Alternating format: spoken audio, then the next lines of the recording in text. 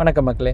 இந்த காரில் வந்து டயர் ப்ரெஷர் செட் பண்ணுறது பார்த்திங்கன்னா ரொம்ப ரொம்ப இம்பார்ட்டண்ட்டான விஷயம். காரோட ஹேண்ட்லிங்லேயும் சரி, காரோட கம்ஃபர்ட்லேயும் சரி, ரொம்ப ரொம்ப இம்பார்ட்டண்டான விஷயம் அப்படிங்கிறது வந்து பார்த்திங்கன்னா இந்த டயர் ப்ரெஷரை நம்ம செட் பண்ணுறது.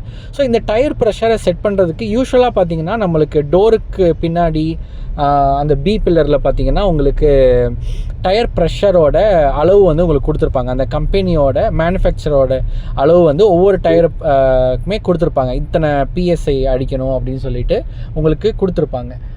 அதில் வந்து மெயினாக பார்த்தீங்கன்னா நீங்கள் கவனிக்க வேண்டியது, நீங்கள் எத்தனை பேர் போகிறீங்க. யூஸ்வலாக இப்போ 4 பேர் தான் நீங்கள் எப்போயுமே காரில் போவீங்களா, இல்லை நீங்கள் வந்து சிங்கிள் ஹேண்டடாக ஓட்டுவீங்களா, இல்லை நீங்களும் உங்கள் ஒய்ஃபும் போவீங்களா, இந்த மாதிரி வந்து எத்தனை பேர் போகிறீங்களோ அந்த லோடை பொறுத்து, லக்கேஜ் அதிகமாக ஏற்றுவீங்களா அப்படிங்கிறத லோடெல்லாம் நம்ம பொறுத்து தான் வந்து இந்த டயர் ப்ரெஷரை வந்து நம்ம ஃபிக்ஸ் பண்ணணும்.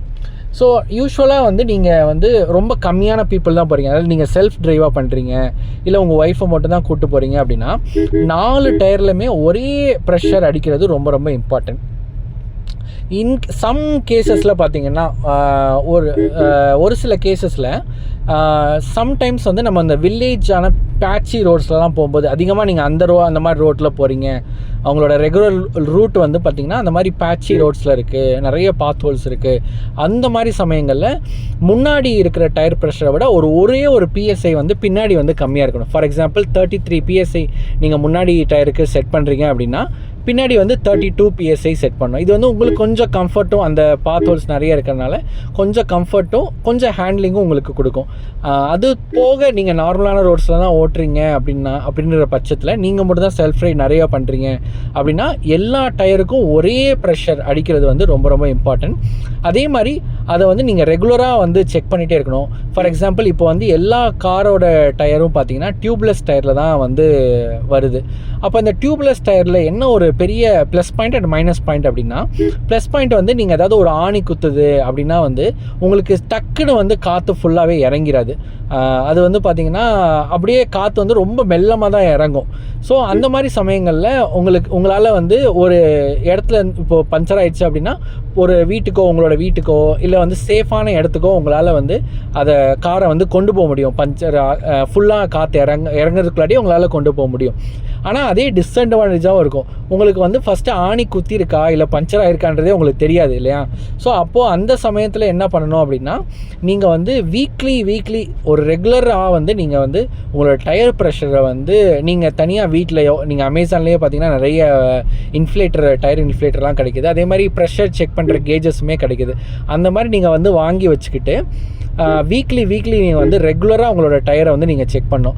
4 டயருமே நீங்கள் கரெக்டாக செக் பண்ணிவிட்டு, ஏதாவது ஒரு டயரில் வந்து உங்களுக்கு கம்மியாக இருந்தது அப்படின்னா, ஏர் ப்ரெஷர் வந்து மற்ற 3 டயரும் கரெக்டாக இருக்குது, ஆனால் ஒரே ஒரு டயரில் மட்டும் எனக்கு காற்று வந்து அந்த 2 வீக்குமே கம்மியாகுது அப்படின்னா அப்போ அந்த டயர் வந்து என்னது பஞ்சர் ஆகிருக்கு அப்படின்னு அர்த்தம்.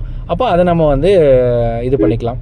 ஸோ இந்த மாதிரி வந்து டயர் ப்ரெஷரை மேனேஜ் பண்ணுறது வந்து நம்மளோட கார் டிரைவிங்கில் வந்து ரொம்ப ரொம்ப ரொம்ப ரொம்ப க்ரூஷியலான ஒரு விஷயம். இந்த டயர் ப்ரெஷரை நீங்கள் எந்தளவு கரெக்டாக மேனேஜ் பண்ணுறீங்களோ அந்தளவு தான் உங்களுக்கு கம்ஃபர்ட்டும் டிரைவிங் ஹேண்ட்லிங்கும் உங்களுக்கு கரெக்டாக இருக்கும். நீங்கள் இந்த டயர் ப்ரெஷரை ஒழுங்காக மேனேஜ் பண்ணலை அப்படின்னா உங்களுக்கு வந்து கண்டிப்பாக வந்து உங்களுக்கு கம்ஃபர்ட்டும் ஹேண்ட்லிங்கும் வந்து உங்களுக்கு கண்டிப்பாக அடிபடும். அதே மாதிரி நீங்கள் டயர் ப்ரெஷர் செக் பண்ணும்போது ரொம்ப தூரம் ஹாட் வெதரில் நீங்கள் ஓட்டிகிட்டு வந்துட்டு அதுக்கப்புறம் டயர் ப்ரெஷர் கண்டிப்பாக செக் பண்ணாதீங்க. எப்போயுமே கோல்டு, அதாவது நீங்கள் ஓட்டிகிட்டு வந்துட்டு கொஞ்சம் நேரம் கழிச்சு, இல்லைனா ஒரு நைட் சமயங்களில் நீங்கள் எப்போயுமே இந்த டயர் ப்ரெஷரை செக் பண்ணுங்கள். அப்போ தான் உங்களுக்கு கரெக்டான வேல்யூ அது காட்டும். ஏன்னா யூஸ்வலாக வந்து இந்த மாதிரி நம்ம நிறைய ஓட்டும் போது இந்த மாதிரி ஹாட் கண்டிஷனில் பார்த்திங்கன்னா 2 or 3 PSI வந்து உங்களுக்கு யூஸ்வலாகவே அதிகரிக்கும். ஏன்னா உங்களுக்கு டெம்பரேச்சர் அதிகமாகும் போது உங்களுக்கு ஏர் வந்து எக்ஸ்பேண்ட் ஆகும், அதனால் அதோட ப்ரெஷர் வந்து இன்க்ரீஸ் ஆகும். ஸோ 2 to 3 PSI வந்து அதிகமாகும்.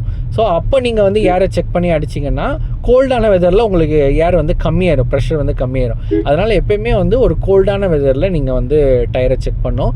ஸோ இந்த டயர் ப்ரெஷரை மெயின்டைன் பண்ணுறதுக்கு ஒரு ரொம்ப ரொம்ப ரொட்டீனான ஒரு விஷயம். இதை நிறைய பேர் ஆக்சுவலாக சொல்கிறது இல்லை. இது வந்து ரொம்ப ரொம்ப இம்பார்ட்டண்டான விஷயம் காரோட மெயின்டெனன்ஸில். நன்றி மக்களே.